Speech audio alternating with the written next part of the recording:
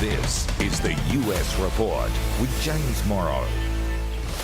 Good evening and welcome to the program. Another historic week in the U.S., so let's waste no time.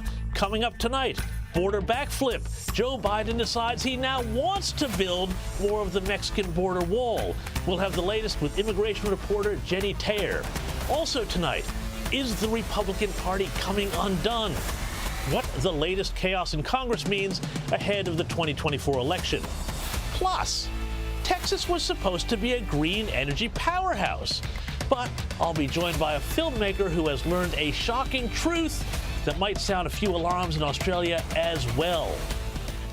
But first, the big news this week out of Washington has to be the coup on Capitol Hill. Republicans in Congress did something absolutely extraordinary this week. They managed to snatch defeat from the jaws of victory as 8 of their number launched what can only be described as a suicide mission. Their task, oust House Speaker Kevin McCarthy from the Speaker's chair. Their rationale? Well, your guess is as good as mine. Here's some exclusive footage I've obtained showing how it all went down.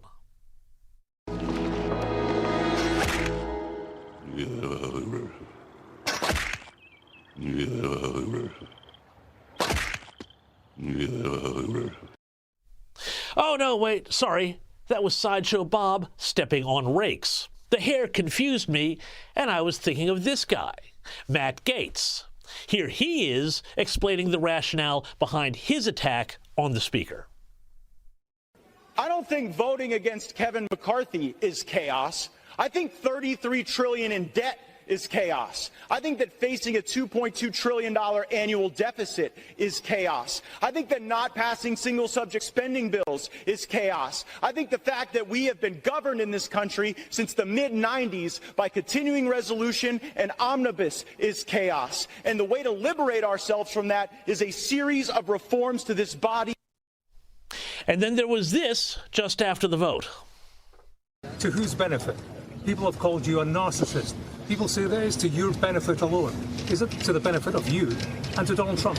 It's the benefit of this country that we have a better Speaker of the House than Kevin McCarthy. Kevin McCarthy couldn't keep his word. He made an agreement in January regarding the way Washington would work, and he violated that agreement. Yeah, all right. Look, I get it. All of the stuff that Matt Gaetz is talking about is terrible. The national debt is a nightmare.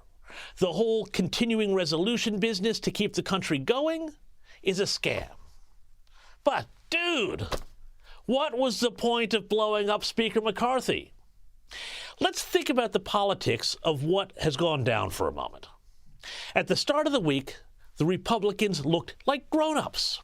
They were passing legislation, keeping the country going, imperfectly, I admit. And the Democrats? Well, one of their number, Jamal Bowman, a congressman from New York, he got in trouble for pulling a fire alarm in Congress to slow down voting on the Republicans' budget bill, like some high school kid who didn't study for his final exam. Insurrection-y much? Then, 72 hours or so later, this. On this vote, the yeas are 216. The nays are 210. The resolution is adopted. Without objection, the motion to reconsider is laid on the table. The office of Speaker of the House of the United States House of Representatives is hereby declared vacant. And for the first time in, I think, ever, there's now no Speaker of the House, with no successor ready to assume the throne. Now, this has been portrayed by some as a great victory against the swamp. But I'm sorry. Not to use cheesy phrases, but politics is the art of the possible. You gotta be in it to win it. And a failure to plan is a plan to fail. The Republicans who teamed up to oust their own speaker may have thought that they were acting in the interests of cleaning up the whited sepulchres of Washington. And again, I get that they thought they were acting in service of a higher principle, to fight the slow bankrupting of American treasure through debt and corporatism and forever wars. If you've watched this program, you know I agree with them on that. But this thing here, this coup, this suicide mission was all tactics, no strategy. And as a result, the Republicans are now damaged. The media has the cudgel it needs to brand the party as a band of irresponsible wreckers. And even if Trump or some other Republican wins next November, they've almost surely now lost the House of Representatives. Everything from the border to budgets gets kicked that much further down the road. And Matt Gaetz and company, well, they go down in history. Well done to all concerned. But while the Republicans may be in disarray, this is nothing new. The far bigger problem for the country and for Democrats, and by extension the whole world, is that every day Joe Biden is sliding further and further into an existential crisis. Seriously, what's with the fade out here as he tries to talk about what happened to House Speaker Kevin McCarthy? I hope this experience for the Speaker has been one of a personal revelation. I'm not being facetious.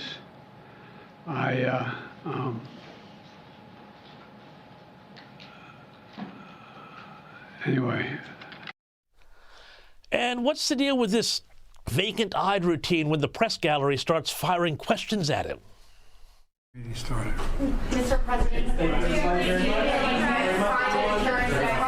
McCarthy on Ukraine funding, Mr. President.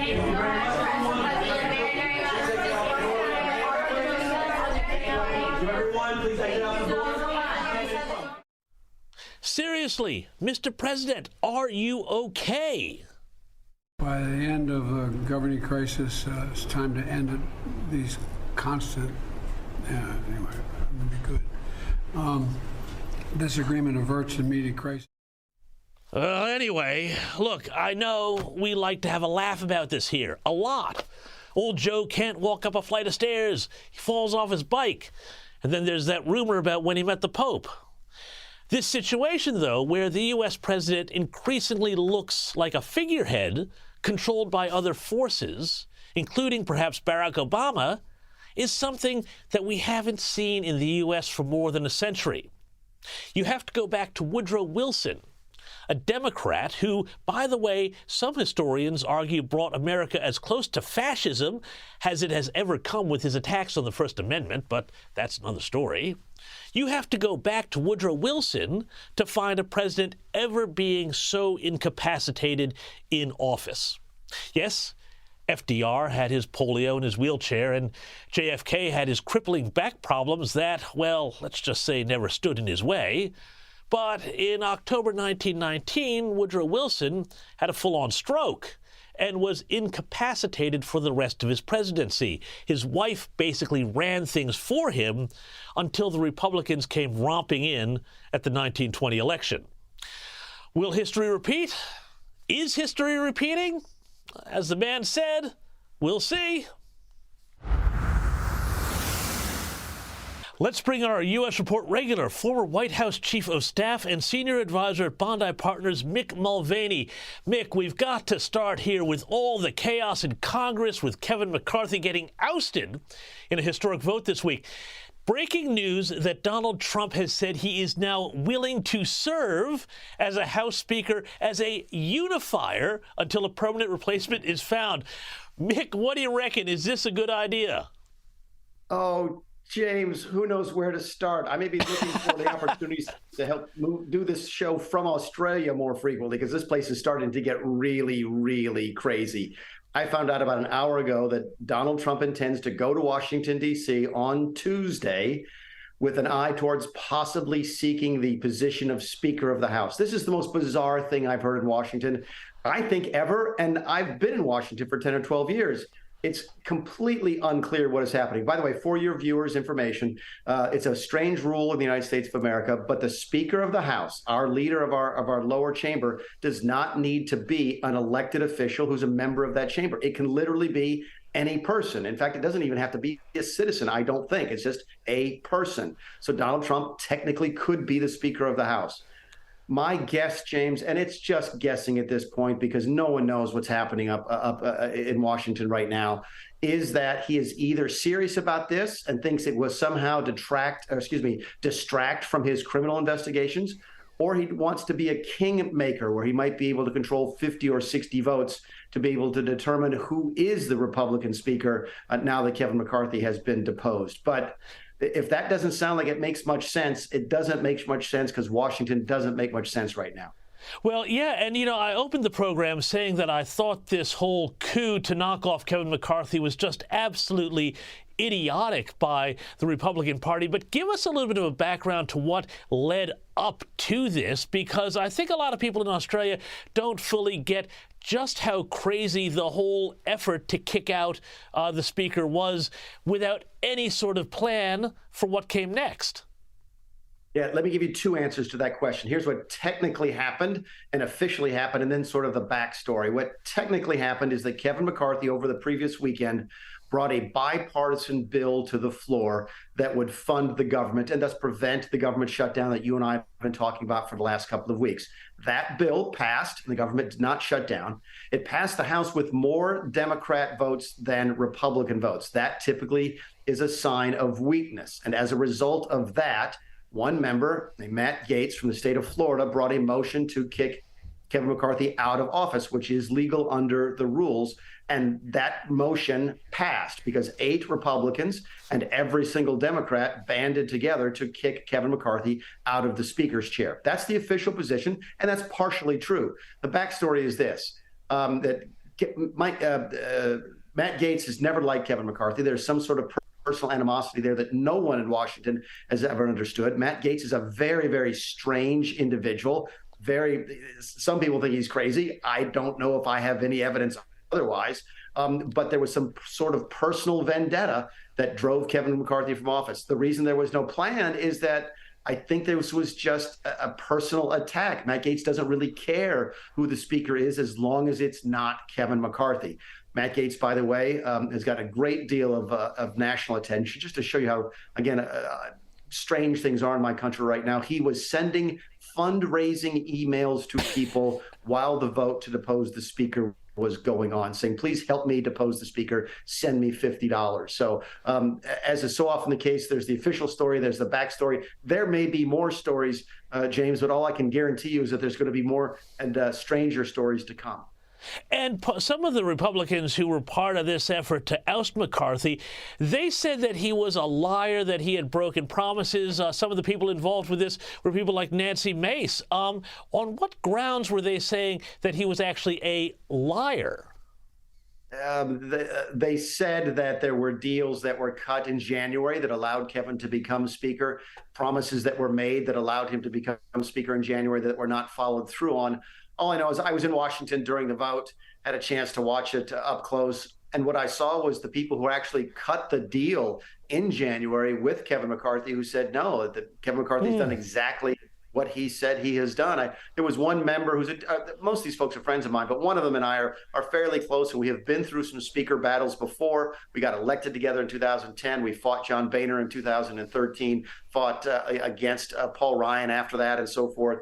And he got up and said, look, I have fought to oust speakers before because they didn't keep their promises. I'm voting to keep Kevin McCarthy Speaker because he's the only person I've ever worked with as a speaker who actually did keep his promises. So I hear what those folks are saying. I'm not really sure what the argument of the other 7 people, the Republicans who voted against Kevin McCarthy, was. They said he wasn't keeping promises, but they haven't been able to say which ones they were. It's just been a really, really strange couple of days. And I think there was a lot of personal animosity involved with a lot of these folks.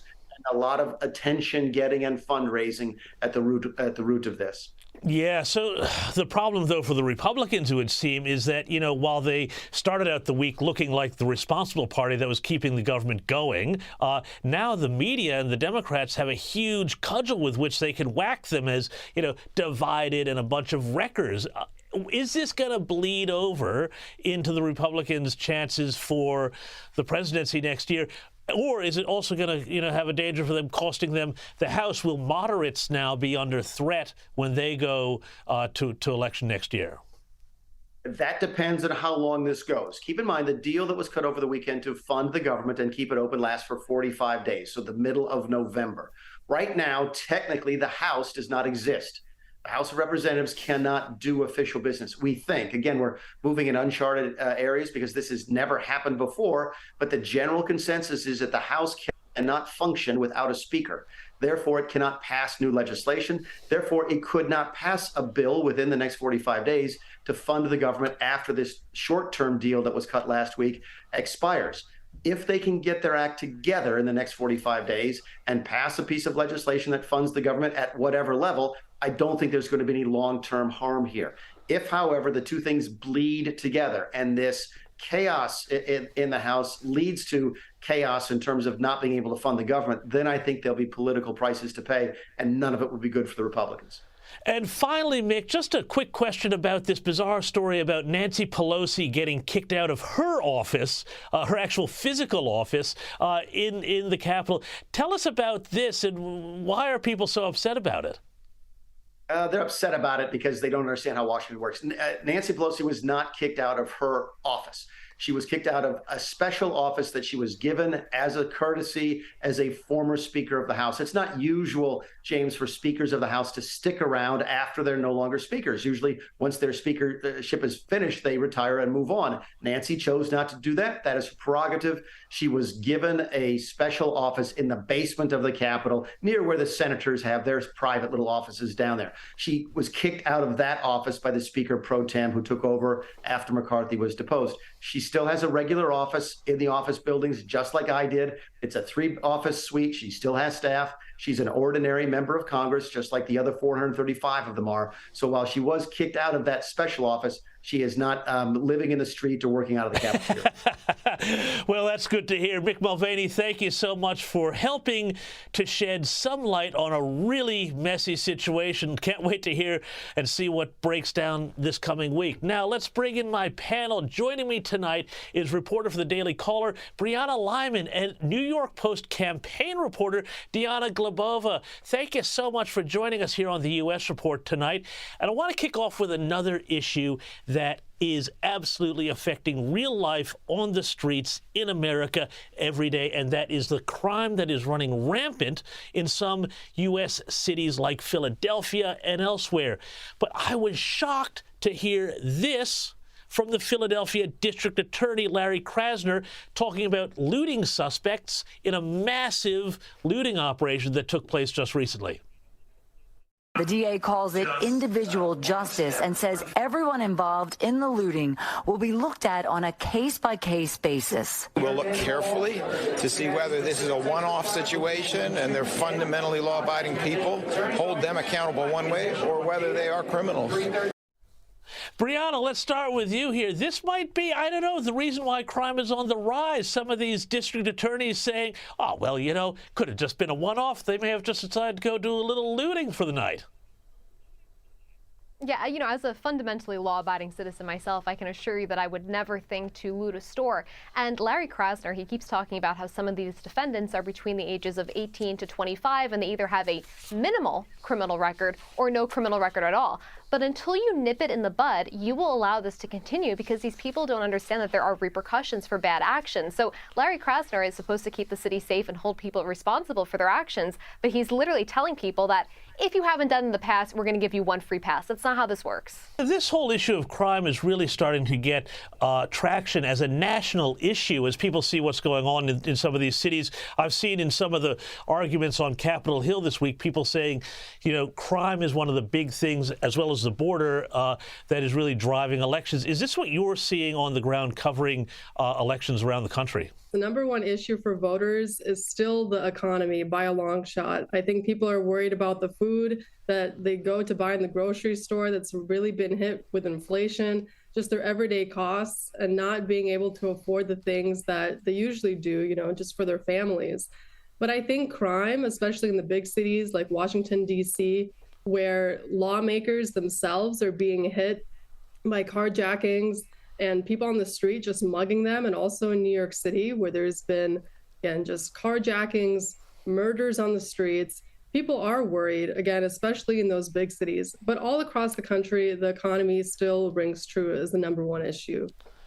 And Deanna, I just want to stick with you just on the campaigns question here, because we've also seen really interesting news out of Florida, where Governor Ron DeSantis has brought in $15 million in fundraising over the past 3 months for his presidential campaign. Does this show that there's still life in the DeSantis campaign, which a lot of people had been writing off?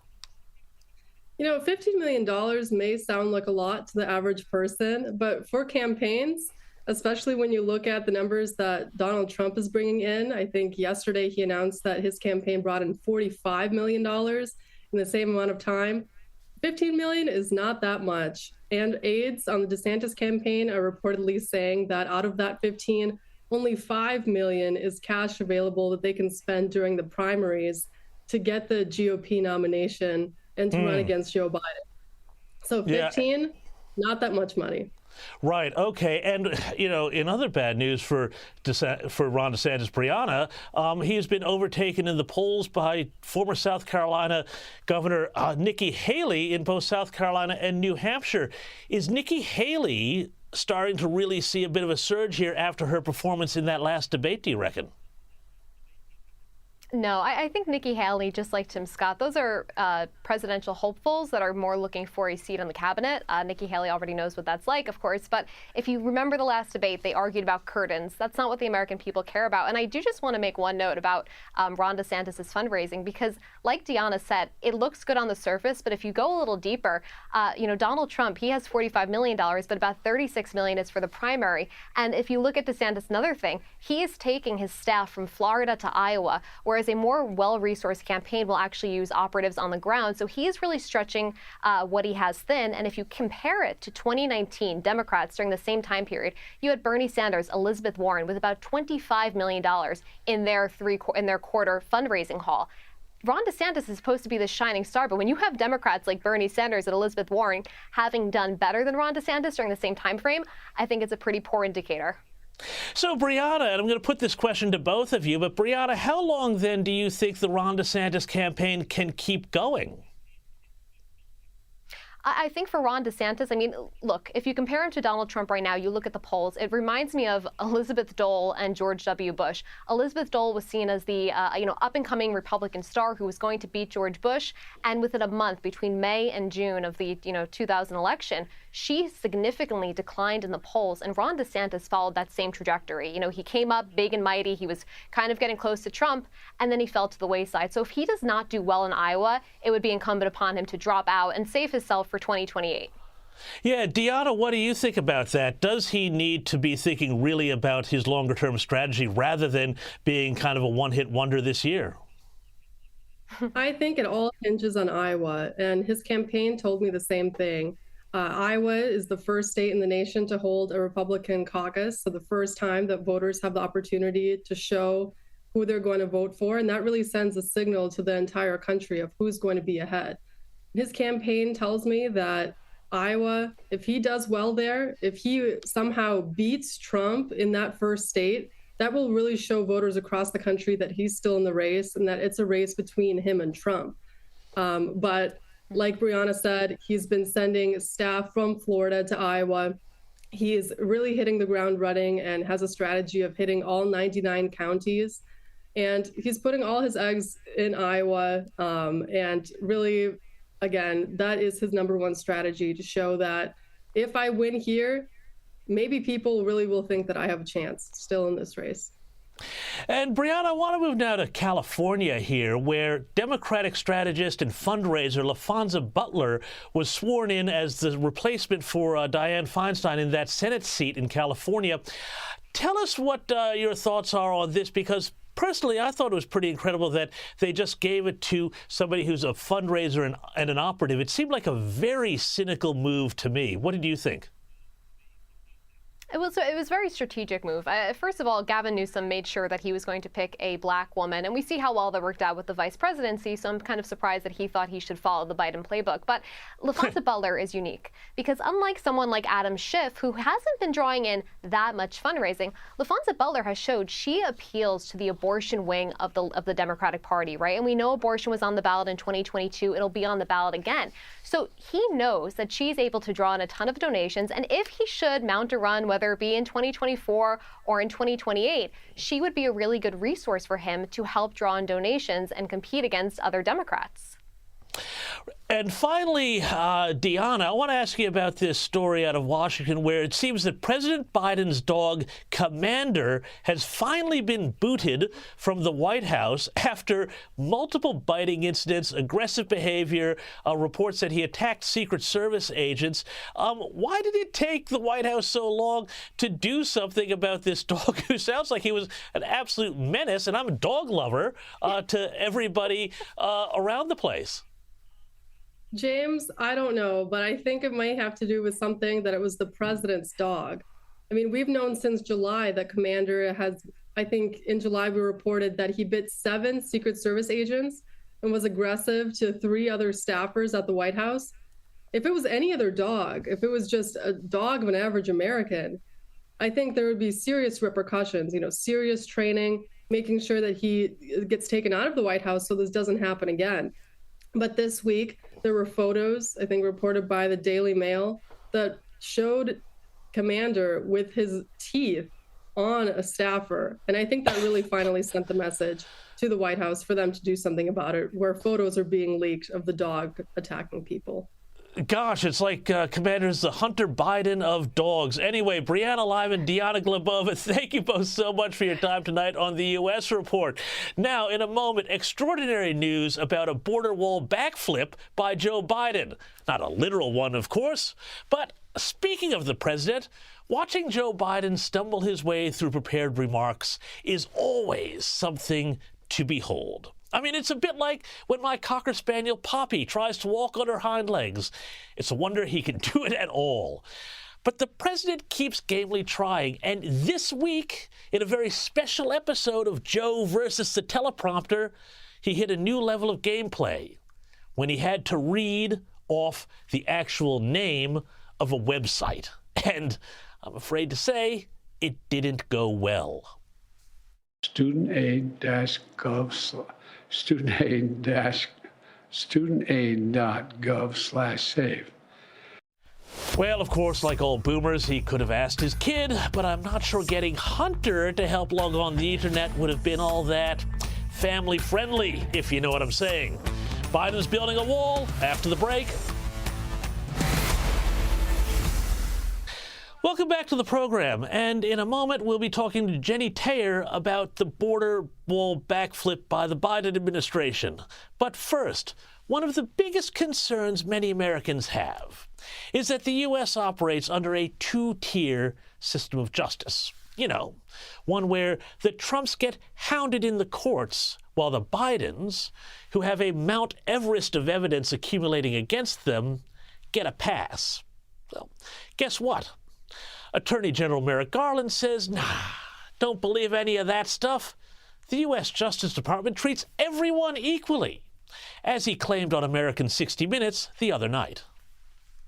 We do not have one rule for Republicans and another rule for Democrats. We don't have one rule for foes and another for friends.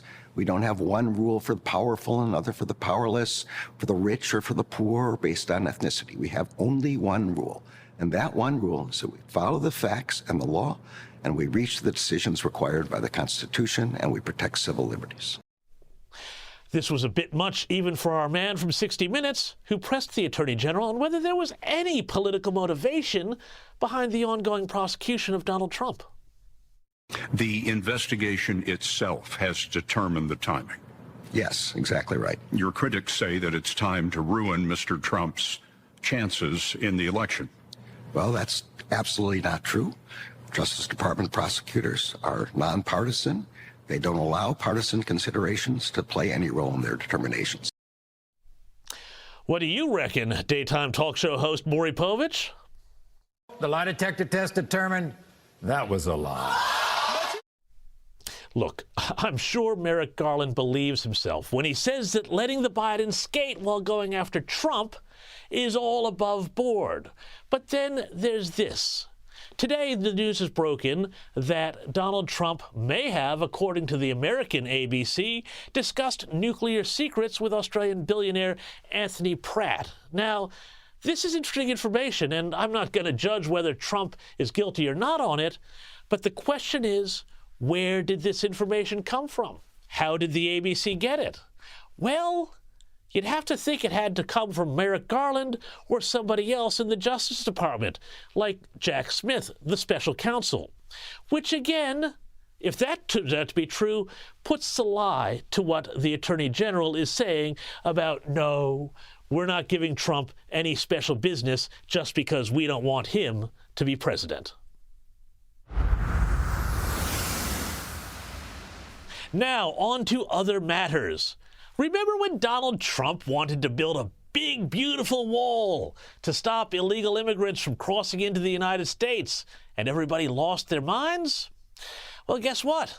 After 2 years of border chaos, hundreds of thousands of migrants coming across every week, and here's the key part, Democrat mayors deciding that calling their hometowns sanctuary cities might not have been such a good idea.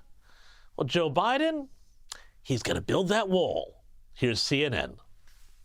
Now, according to the numbers and federal data, this area, the Rio Grande Valley sector, which covers South Texas, has seen nearly 300,000 encounters between last October and this August. So clearly an area of concern for administration officials as they look to set up this border barrier.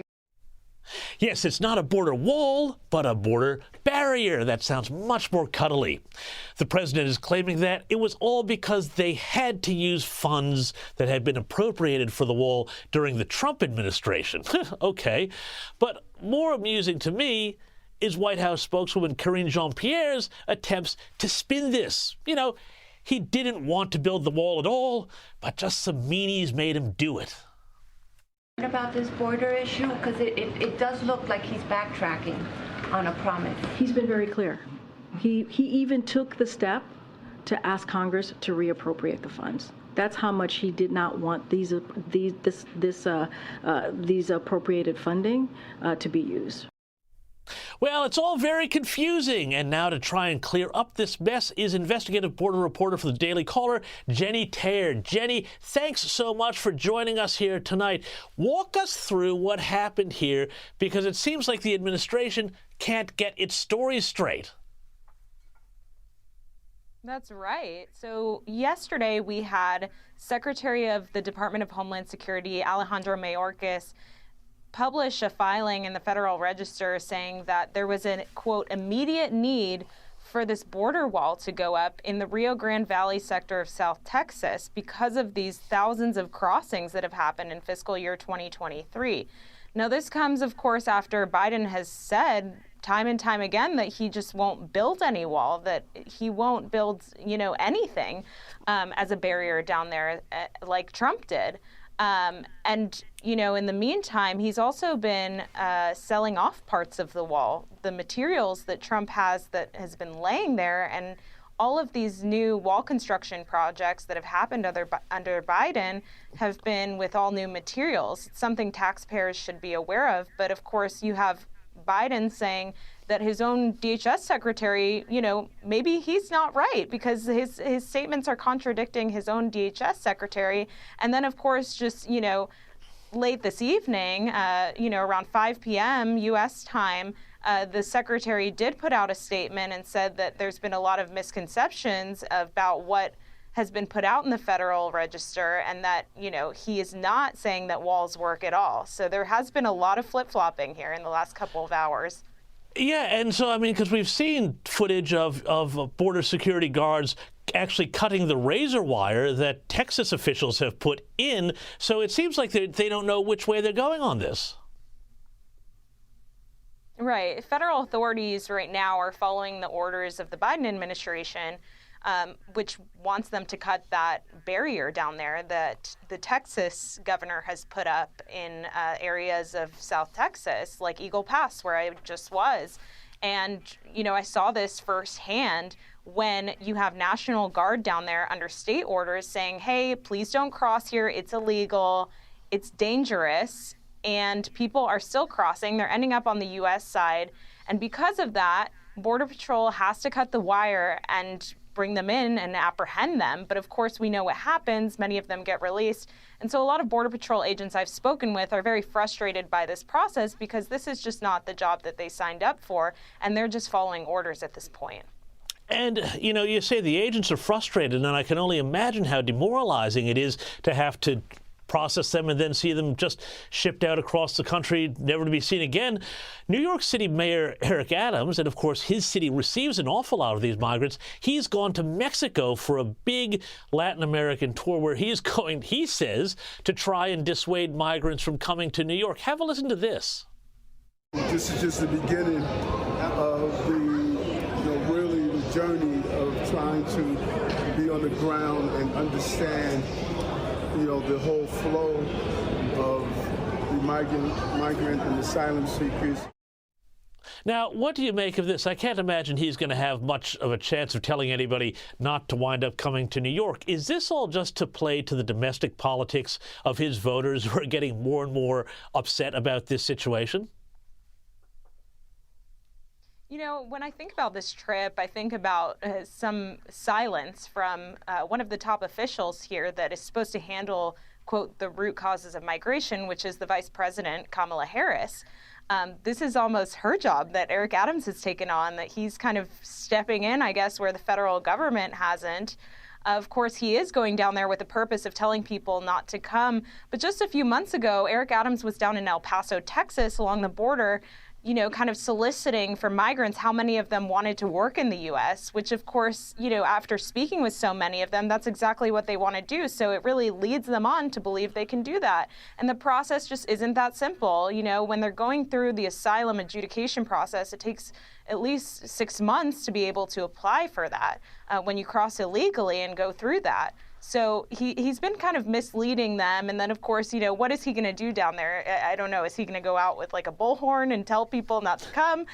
How is he going to get that message across? Because, of course, that is, you know, key here if he's trying to stop the flow to New York City and possibly to the United States.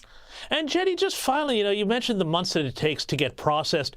What do these migrants live on? How do they support themselves while they're not able to work technically? Do they work illegally? Are they getting funds from aid groups? Do they get welfare, Social Security? How do they keep going when they come in? Right. Yeah, it's a great question. There are many different things I hear. You know, I keep up with a lot of the migrants that I meet down at the border after they cross. I find out what they do for income, like you said, and a lot of them do work under the table in illegal jobs. Some end up in very tragic situations where they are trafficked, essentially, because they have to pay off their debts to their smugglers. And we know that's thousands of dollars that many of these people don't have, especially if they're coming from really horrible situations, if they're coming from poor countries, socialist countries, anything like that. That's created a boom of other kinds of under-the-table illegal industries, such as the illegal marijuana grow industry in the United States, which has become part of this trafficking operation in states across the country that have legalized marijuana. So it reverberates in different states that are far from the border, and it absolutely is a humanitarian issue for these migrants who end up being misled. And I suspect it's also going to be a big political issue for Democrats in some of those cities where a lot of people are going to be getting buyer's remorse. Jenny Terre, thank you so much. Now, coming up, we're going to talk to a filmmaker who has discovered the dirty secret of wind farm graveyards in Texas.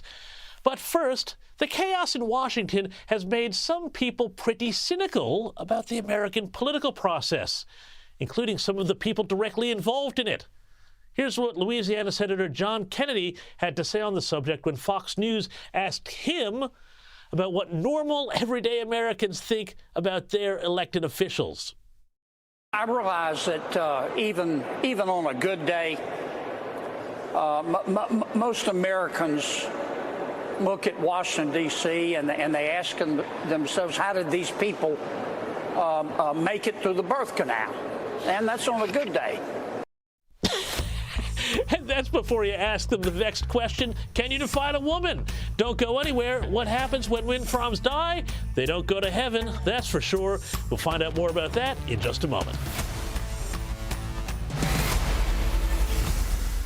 Welcome back to the program. Now, Texas has been dubbed a clean energy powerhouse, with wind energy being a big part of the state's grid. Texas is home to more than 15,000 wind turbines, and that is only set to grow as the Biden administration pushes more and more green policies. But as we know, there are challenges when it comes to this sort of technology, including their own negative impacts on the environment. That's one of the big questions explored by Ron Kendall Jr. from Yucca Films, who's created a documentary about the lifespan of wind turbines and where they go once they've been all used up. Here's a little bit. These are all expired blades that have reached their usable life and have come here to die. A lot of claims of recycling these blades, but we're not seeing any of it. These have been here for years, and you can see these are some of the end sections of the blades, and they've been cut in half. Some of them have been cut in half to increase stacking efficiency. Some out there have just been kind of chopped up and they're really decaying. I'm pleased to be joined now by independent journalist, filmmaker, and wildlife specialist Ron Kendall Jr. Ron, thanks so much for coming to talk about this here. As we saw in this clip, these blades are being held at a facility in Texas. What happens? Is this just normally what happens to wind farms or windmills when they've reached the end of their useful life? Yeah, James, thanks for having me. This is becoming an increasing problem that we're seeing throughout the state of Texas, and a lot of the footage that we were collecting recently and what you're viewing on the screen now are blades from a facility just outside of Sweetwater, Texas. And this farm has been in operation for about 10 years. And those blades have reached their usable life. They're made 100% out of fiberglass, and they have some other internal components, but mainly fiberglass. And there's no real process or mechanism to recycle these blades. And so once they reach their usable life, we're seeing more of these, I like to call them turbine graveyards, popping up throughout the state, some to the scale of, over 20 to 40 acres of just, maybe 10 tall stacked up. So doesn't seem like there was much thought into the end of life of a lot of these renewable energy sources. So what you're saying here is then these blades, they're no more than 10 years old and they're already headed for the junkyard. Is that correct? That is correct. And we've been monitoring a lot of the newer facilities as well. And I found it very interesting. We're seeing a lot of turbines, and I don't understand the cause, and I don't have a good grasp on this yet, but a lot of blades are being replaced within 2 years now. Right. What we're seeing on some of the newer facilities. So it seems to me then, we're sold in Australia this whole idea that wind farms are this completely clean, green energy. And yet we see here, I don't know if you've got the same problem in Texas, that you get bird life kills, you get the whole cost of making the windmills, of course, which are big industrial sorts of things as well. And now you've got this whole waste problem here. Are the producers, or the people who put up these wind farms, they sell it as a green technology, zero waste and all of that. Are these sorts of factors factored in Texas when people are trying to sell people on, the glories of wind farms and the new green technology? Well, I think it's still a new enough technology that, there's no real concern of the end of life. And we're just entering into that phase of what happens once these have reached their usable life? What happens when the blades have expired? And then what happens when the entire structure has reached its full usable life as well? And, set aside the carbon cost of developing these farms and building them, putting the structures up, the wildlife cost. We really have to look at who is going to foot the bill for remediating all these sites and bringing these turbines down and restoring. I work on ranches. I work with protecting native wildlife throughout the state of Texas, and who will foot the bill at the complete end of usable life for these wind turbines. And I don't think at this point that's really been figured out or discussed much yet. And I think you can equate it to, oil and gas has very strict guidelines, and there's a lot of ridicule, and they're under a lens and highly monitored when they shut in wells. And I think there has to be a standard put in place to say, at the end of life here, who's going to cover and remediate all these massive farms that we're seeing growing throughout the state and around the world. Ron, that's a great warning for Australia from Texas. Thank you so much, filmmaker Ron Kendall Jr. Now, after the break, it's time for another edition of Only in America. But first, a bit of straight talking from conservative activist and commentator Candace Owens, seen here turning the tables on a very triggered protester who showed up to hear her speak. What do you have to say to the trans students on this campus who feel actively victimized by your presence here? Life's tough. Get a helmet, man. I'm too pregnant for this. Next question. Grab yourself a helmet. Only in America is next. And now it's time for a little segment we like to call Only in America.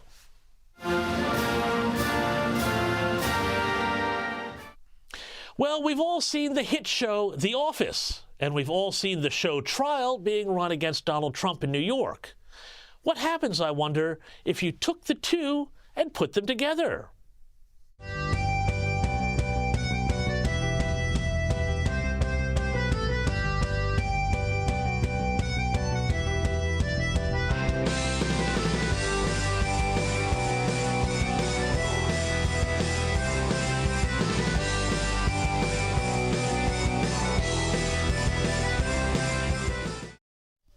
Yeah, smile for the camera, Your Honor. And you keep smiling, too, because I'll see you next week for more U.S. Report. Bye-bye.